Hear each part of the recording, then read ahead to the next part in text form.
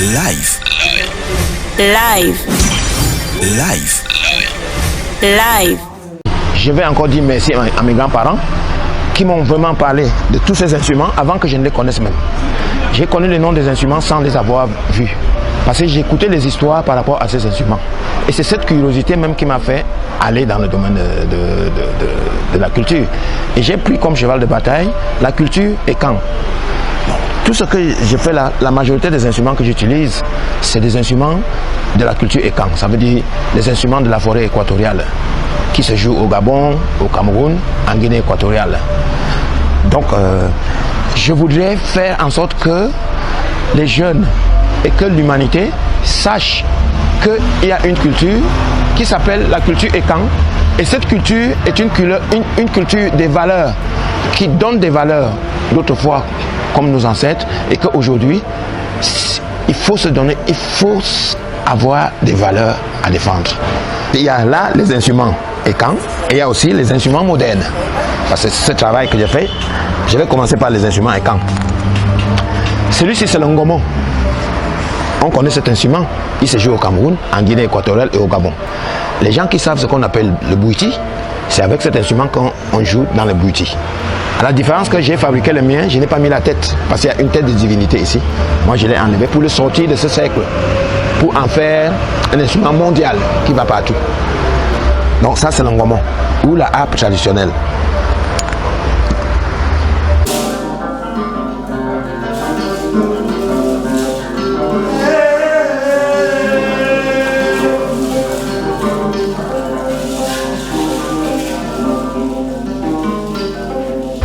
Ça, ce que j'ai joué là, c'est les coquilles d'escargot, instruments des femmes autrefois, instruments de révolte des femmes, de manifestations.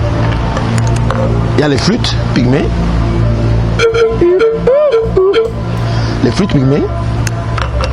et ça, c'est un vête moderne que j'ai conçu moi-même à partir d'une vête que nous connaissons tous. En temps normal, le vête, c'est un instrument comme ça, un bambou comme ça, avec 3 calebasses ou 4.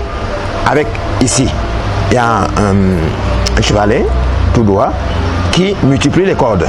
Le mbet, naturellement aussi, c'est un instrument qui avait autrefois 4 cordes. Mais moi, j'ai fait celui-ci avec 1, 2, 3, 4, 5, 6 x 2. Donc ça fait 12 cordes. Cette conception, je voulais révolutionner le mbet parce que je me suis posé la question, si tout évolue, les instruments aussi traditionnels doivent évoluer. Les cultures doivent évoluer. Donc, c'est ma façon de faire évoluer le mbet que j'ai fabriqué, cet instrument que j'appelle le mbet fou. Je crois que nous ne pouvons pas faire d'omelette sans casser les œufs. Mais c'est ce qui est à l'horizon qu'il faut qu'on visionne. Le problème, c'est qu'il faut qu'on évolue. Et tout évolue. Est-ce que ce sont les instruments africains traditionnels qui vont rester les mêmes? On va aussi leur porter quelque chose, non seulement ça arrange qu'on a un autre son, et puis le travail que j'ai fait, vous voyez les pédales. Donc maintenant, on peut aussi le jouer avec toutes ces pédales. J'ai hésité avant de prendre cette décision de fabriquer un instrument, mais je me suis dit que si je ne fais rien, personne d'autre ne va le faire, et que si je n'essaie pas, peut-être personne ne va essayer. Donc j'ai donné le tempo, et j'ai pris le risque, et je l'ai fait. Et je le joue, les gens apprécient.